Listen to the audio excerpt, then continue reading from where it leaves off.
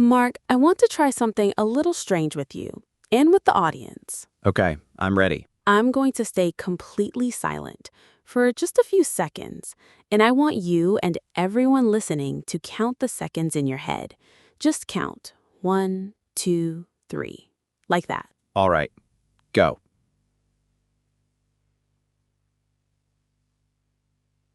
Okay, Mark, how many seconds did I just stay silent? Honestly, it felt like maybe 6, maybe 7 seconds. 3. I stayed silent for exactly 3 seconds. No, Yes, 3 seconds. But it felt much longer, didn't it? it felt like forever. And this is the secret of today's episode. Time in a conversation is not measured by the clock. It's measured by perception. And when you are searching for a word in English, when there's a small, silent gap while your brain looks for the right phrase, that gap feels 2, 3, sometimes 5 times longer than it actually is. Both to you and to the listener. Both to you and to the listener.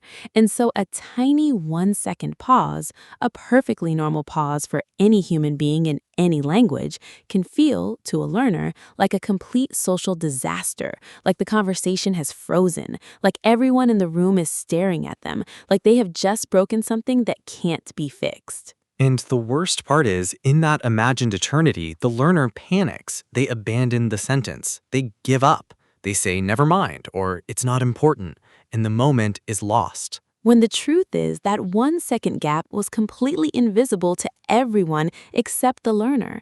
The conversation hadn't broken at all. It was waiting calmly, politely, for the learner to finish their thought. But the learner didn't know that, and so they killed the sentence before it had a chance to land. And this is one of the most painful invisible struggles for B2 and C1 learners. The awkward pause, the frozen silence, the terrifying gap where your brain is looking for a word and your mouth has nothing to say. And today we are going to fix it. Not by making your brain faster, that takes years. We're going to fix it by giving you a specific set of tools that fill the silence beautifully, that buy your brain time, that keep the social connection alive during the search, that make the gap completely disappear. Welcome to Side by Side English Podcasts. I'm Sophie. I'm Mark. Today's episode is for the B2 or C1 learner who freezes when they can't find a word, who panics during the search, who feels like every silent second is an eternity of judgment. We're going to give you the exact phrases that make those silences not just bearable, but natural, even charming. Stay with us. We have the science of why silence feels longer in a second language, the social psychology of conversational pauses, a full toolkit of stalling expressions divided into 5 powerful categories, a role play showing the same word search moment with and without these tools, a deep dive into the 5 situations where the gap hits hardest, and a word tour with 6 powerful B2 to C1 words. Quick question for the comments before we begin. When you're searching for a word in English, what do you usually do? Do you stay silent? Do you say, Do you give up? One sentence. We want to see what the most common reaction is. Okay, let's talk about silence. So Mark, let's start with the science. Why does silence feel longer in a second language? Okay, so there are 2 things happening at the same time, 2 completely different mechanisms, both stretching that 1 second into what feels like an hour. Walk us through both. Mechanism 1, internal time distortion. When your brain is in a stressed or focused state, your perception of time changes. Specifically, time feels slower. This is the same mechanism that makes a car accident feel like it happens in slow motion, or makes the seconds before you give a presentation feel like minutes. And during a word search, the brain is in a high focus state. Very high focused. You are scanning your vocabulary, trying to retrieve a specific word, monitoring your own pause, watching the listener's face all at the same time. Your brain is in overdrive. And in overdrive, time slows. So 1 real second becomes 5 subjective seconds. Mechanism 2. Mechanism 2, the social anxiety multiplier. When you're worried about how you appear to others, every silent moment feels much longer because every silent moment feels like exposure, like the listener is sitting there forming a judgment. And so the same 1 second feels like 1 second to a relaxed speaker, but feels like 10 seconds to a self-conscious speaker. Exactly. Internal distortion and social anxiety combine, they multiply each other, and the result is that learners experience pauses as catastrophic events when they're actually completely normal. And this is so important to understand because the problem is not the pause itself. The problem is your perception of the pause. Right. The pause is fine. The listener is fine. Your brain has invented a crisis that doesn't exist. Let's actually talk about how native speakers experience pauses, because this is where the real insight is. Yes, native speakers pause constantly, all the time, in every conversation. Listen to any unscripted interview, any podcast, any casual chat. There are pauses everywhere. Half a second, 1 second, sometimes 2 or 3 seconds. They happen in the middle of sentences. They happen between thoughts. They happen during searches for words. And nobody notices. Nobody notices because pauses are part of normal speech. They are the rhythm of natural conversation. Native speakers don't think, oh, that person paused, they must be incompetent. They think nothing at all. The pause was invisible. It was filler. It was breathing room. So the social weight that learners give to pauses is completely manufactured. It's not real. It's not real at all. It exists only in the learner's head. The listener was just waiting, calmly, politely, for the next thought. And once you understand that, the next question becomes interesting. Why do learners experience pauses so differently than native speakers? 2 reasons. The first is the time distortion we already mentioned, but the second is more subtle. Native speakers know what they're doing during a pause. They're simply thinking, searching, constructing, and they trust that the pause will end soon. Learners don't have that trust. Learners don't have that trust. When a learner pauses, there's an underlying fear that the pause might not end, that the word might never come, that the sentence might collapse entirely. So the pause is not just a pause, it's a moment of threat. A moment that could explode into a complete failure to communicate. And so the learner panics and aborts the sentence, and the imagined catastrophe becomes real. But it became real only because they predicted it. Self-fulfilling prophecy. Perfect self-fulfilling prophecy. The fear of failing creates the failure. And the fix then is to stop being silent during the search, to fill the gap with something that signals I am thinking, I'm still here, the sentence is coming, something that turns the threatening silence into a connected, social moment. And that something has a name: stalling expressions. Stalling expressions. Let's break them down. Okay, so stalling expressions are short phrases that do 3 things at the same time. 1, they fill the silence. 2, they buy your brain extra processing time. And 3, and this is the most important one, they keep the social connection alive between you and the listener. Because silence breaks the social thread. Stalling expressions keep it intact. And here's the magical part. Stalling expressions are not signs of weak English. They are signs of natural English. Native speakers use them constantly. Listen to any conversation. They're everywhere. How can I put this? What's the word I'm looking for? It's on the tip of my tongue. Let me think. How would I describe it? And these are not workarounds. They are not crutches. They are not survival tools. They are normal English. They are how fluent people speak. And once you use them, the gap disappears because it's not silent anymore. It's not threatening anymore. It's just thinking out loud. Let me give the audience the full toolkit. 5 categories of stalling expressions with specific phrases for each. Yes, let's do this. Category 1, the thinking out loud expressions. These are phrases that openly admit, I'm thinking right now, and they buy you several seconds without any awkwardness. Give us examples. Let me think. Let me think for a second. How can I put this? How do I want to say this? What's the best way to describe this? And the beauty of these is they are sentences. They take 3 or 4 seconds to say. So while you're saying them, your brain is searching, and the silence never happens. Exactly. By the time you finish, how can I put this? You've had 3 seconds of search time, and 3 seconds is huge. Most word searches finish in under 2. And the listener hears nothing strange. They just hear someone choosing their words carefully, which sounds thoughtful, not weak. Category 2, Category 2, the word search expressions. These are phrases specifically designed for the moment when you know the word exists, but you can't quite reach it. Examples? It's on the tip of my tongue. What's the word for? It's something like, I can't think of the word. The word escapes me right now. I know there's a word for this. And these phrases create a kind of mini game with the listener. Sometimes the listener will even help you. Oh, do you mean... And suddenly, the gap is not a silent failure. It's a collaborative moment. You and the listener are working together to find the word, and that builds connection instead of breaking it. This is one of the most powerful uses of stalling expressions. They turn the search into a shared activity. Category 3. Category 3, the clarifying expressions. These are phrases that buy time by announcing that what you're about to say needs careful framing. Examples? It's kind of hard to explain, but it's complicated, but basically, there's no simple way to say this. Bear with me, I'm trying to find the right words. How do I put this without sounding weird? And these are gold because they signal that you are about to say something thoughtful, so the listener leans in. They get ready to listen carefully. The pause becomes anticipation. Same pause, completely different meaning because the framing changed. Category 4.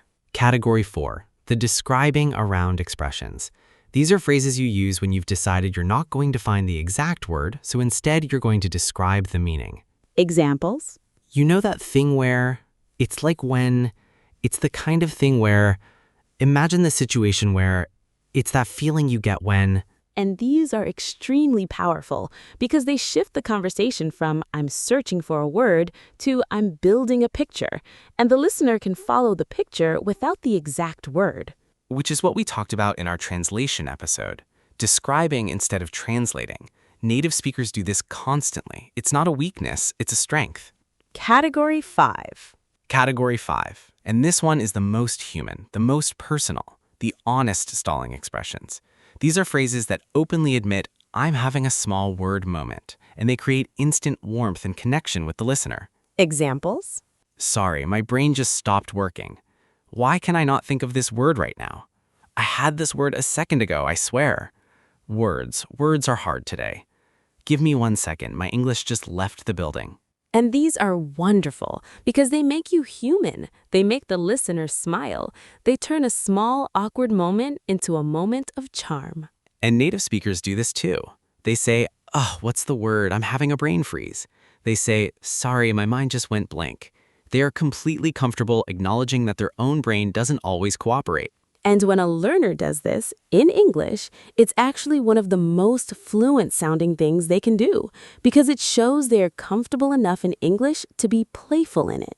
Comfort is fluency. Playfulness is fluency. The ability to acknowledge a small struggle with humor and warmth, that is fluency. 5 categories, dozens of phrases, and every single one of them is easy. None of them require advanced grammar. None of them require sophisticated vocabulary. They are short, they are simple, and they completely transform the moment of the pause. Okay, let's do a role play. Same scenario, twice. First with no stalling expressions, the silence version. Yes, let's do it. Mark, set it up. Okay, imagine someone asks me, what was that book you were telling me about last month? The one about the woman who travels alone. Oh, the book. The book was, it was about a woman, and there's the silence. Long, painful, awkward. The listener doesn't know what's happening. The energy dies. And what most learners do in that moment is just give up.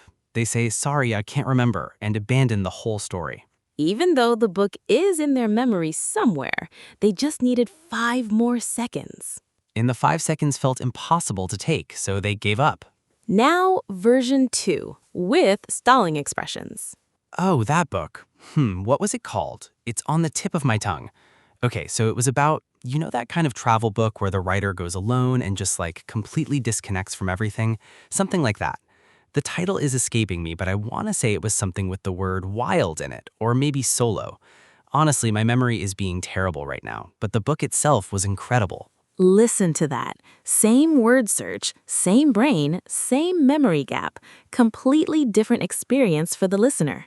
I never actually remembered the title. The search didn't succeed, but the conversation kept going. The story kept building. The listeners stayed engaged, and the moment was warm, even with the search happening. And the listener probably loved the energy more than the eventual title because the way you held the gap was charming. Same brain, same incomplete memory, two completely different social outcomes, and the only thing that changed was the toolkit. This is why stalling expressions are not optional. They are essential for every B2 and C1 learner. They are the difference between a flat conversation and a living one. Let's talk about where the gap hits hardest. 5 specific situations. Yes, because if learners know their hardest moments, they can prepare for them. Situation 1. Telling a story to multiple people at once. When you're telling a story to a group, the social pressure multiplies. Every pause feels watched by more people, so the gap feels longer, and the panic to fill it feels stronger. Fix. Lean into the thinking out loud expressions. How do I want to tell this? Where do I start? These reset the energy and give you several seconds to gather the story. Situation 2. Being asked an unexpected question. A question you didn't see coming. Suddenly, your brain has to retrieve information, organize it, and translate it into English, all at once. The pause is going to be longer than usual. Fix. Use the clarifying expressions. That's a great question. Let me think about it for a second. There's a few ways I could answer that. These tell the listener, I'm actually thinking, not failing. Situation 3. Trying to use a specific technical or sophisticated word. When you're reaching for a more advanced word, the search takes longer because the word is less practiced. It's deeper in your vocabulary, and the brain has to dig. Fix. The word search expressions. What's the word for this kind of, it's on the tip of my tongue? This buys time and often the listener helps. Situation 4. Speaking after being interrupted. When someone interrupts you mid-sentence and then the floor returns to you, you have to find where you were. The mental work is doubled, and the pause to recover can be long. Fix. The honest stalling expressions. Where was I? Okay, right. So as I was saying, these reset the moment beautifully and don't sound apologetic. Situation 5. Speaking under time pressure. A meeting where everyone is rushing. A conversation right before you have to leave. Time pressure shrinks the comfortable size of a pause. Even a small gap feels too long because everyone is rushing. Fix. The describing around expressions. They keep you moving forward. You know that thing where it's basically when these let you keep speaking without stopping to find the perfect word. And the meta lesson across all 5 situations. The meta lesson. Silence is the enemy. Filled silence is the friend. Always fill the gap with a stalling expression. Never let the silence stretch. Once you internalize that one rule, the gap problem starts to disappear from your English forever. Word tour? Word tour. First word, distortion. A distortion is something that has been changed from its true form, usually by being stretched, twisted, or exaggerated. Time distortion, perception distortion, sound distortion. It's a precise, advanced word with many applications. For example, the feeling that 1 second is 10 seconds is a classic example of time distortion under stress. Or, there was a clear distortion in how she remembered the meeting because her anxiety had stretched every detail. Repeat. Distortion. Distortion. Next, to stall. To stall means to delay, to slow down, to buy time.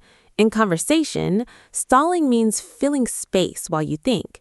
It's a wonderfully useful verb, and stalling expressions get their name directly from it.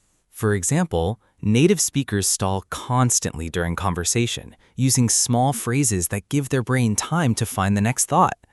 Or, he stalled for a few seconds before answering because the question had genuinely surprised him.